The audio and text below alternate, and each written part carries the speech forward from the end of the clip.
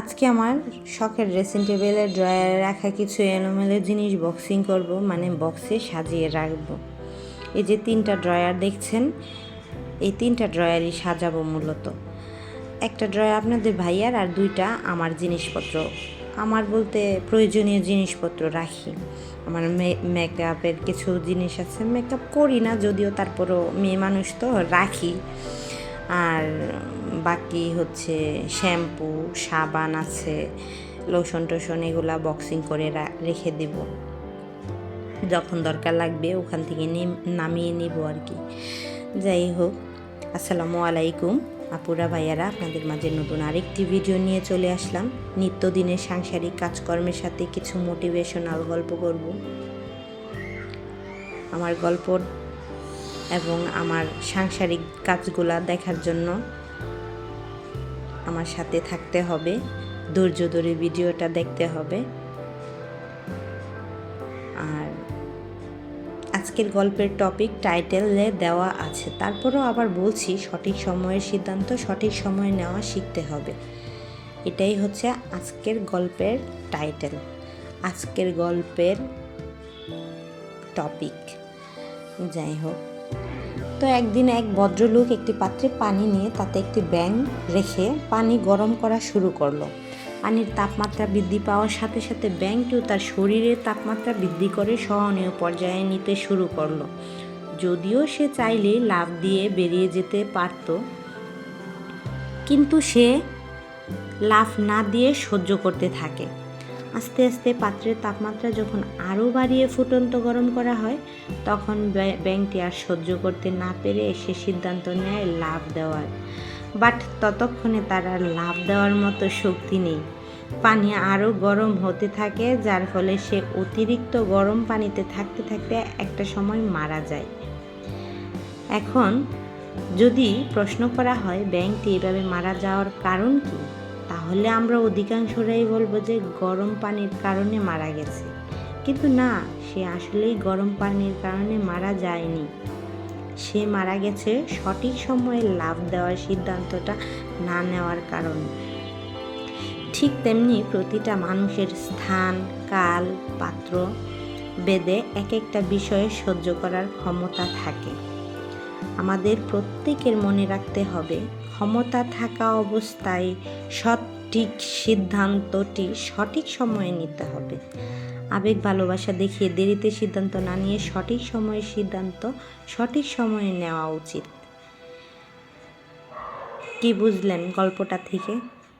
আসলে আমরা মানুষ যখন কোনো বিপদ বা কোনো তাৎক্ষণিক কোনো বিপদ চলে আসে, তখন আমরা সঠিক সময়ে সঠিক সিদ্ধান্তটা নিতে পারি না, আর না নেওয়াতেই আমাদের অনেক ভুল হয়ে যায় জীবনে। আর যে ভুলের মাসুল দিয়ে শেষ করা যায় না, সেই ভুলগুলা হয়তো পরে আর সংশোধন করার মতনও থাকে না, সময় থাকে না।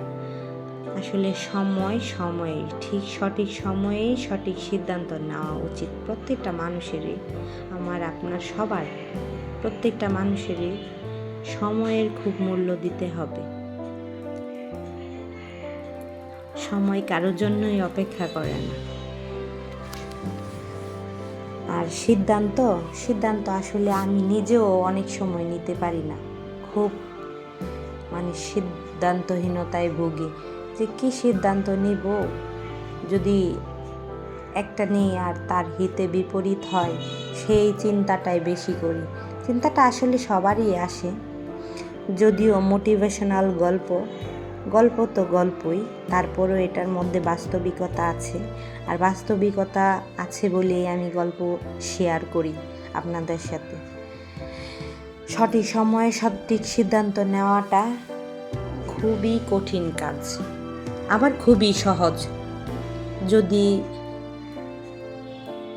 এটা সঠিক হয়। আর যদি এটাতে কোনো ভুল আসে, তাহলে আসলে সঠিক সিদ্ধান্ত জিনিসটা আমার কাছে অনেক বড় কিছু। পৃথিবীতে মানুষ এই সিদ্ধান্তটা যদি ঠিক মতনে না নিতে পারে, সব কাজে সব কর্মের ক্ষেত্রে, চলতে ফিরতে সব কিছুতেই সিদ্ধান্ত জিনিসটা যদি সঠিক সময়ে সঠিকভাবে না নিতে পারে তাহলে মনে করেন শেষ লাইফের সব কিছু এলোমেলো। ভুল তো থাকবেই, মানুষই তো ভুল করবে, তার জন্যই তো মানুষ তো ভুল করবেই। তারপরেও সঠিক সিদ্ধান্ত নিতে পারলে জীবন সে গেইনার। এই তো দেখুন, দেখতে দেখতে আমার ড্রয়ারগুলো প্রায় গুছানো শেষ। এখন বক্সে যা যা রাখার রেখেছি, যতটুকু বক্সে জায়গা নেয় ততটুকু, বাদ বাকিগুলো এমনিতেই রেখে দিব। এই তো পাশের বাকি জিনিসগুলো পাশের ড্রয়ারে রেখে দিব। আসলে আমার ছোট বাচ্চা তো, তার জন্য আমার এটা আসলে ড্রেসিং টেবিল হইলেও এটা হচ্ছে ভ্যানিটির মতনই, উপরে কিছু রাখতে পারি না। আমার বাচ্চাটা উপরে কিছু দেখলে ও পাগল হয়ে মানে সব কিছু এলোমেলো করে দেয়, নষ্ট করে দেয় জিনিসপত্র, যার কারণে আসলে এখন আমি ঠিক মতনে ঘর গুছিয়ে রাখতে পারি না। ছোট বাচ্চা, আর আমার সব বাচ্চারা তো একরকম না। আমার ছেলে আবার বাচ্চা মানুষ, দুষ্টুমি তো করবেই, প্রচুর দুষ্টামি করে সে।